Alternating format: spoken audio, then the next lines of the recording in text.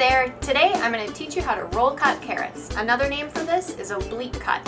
And what it is just a little bit of a fancier look to your carrot than your traditional slice, but it's really easy and I'm going to show you how. So what you want to start with is just a carrot here. You've peeled it, trimmed the ends off, and every cut you make is going to be a 45-degree angle cut on the carrot.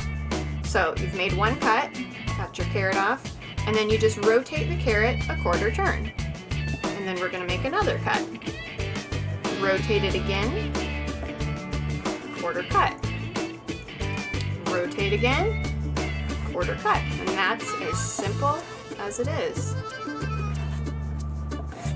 Watch your fingers as you get to the end here.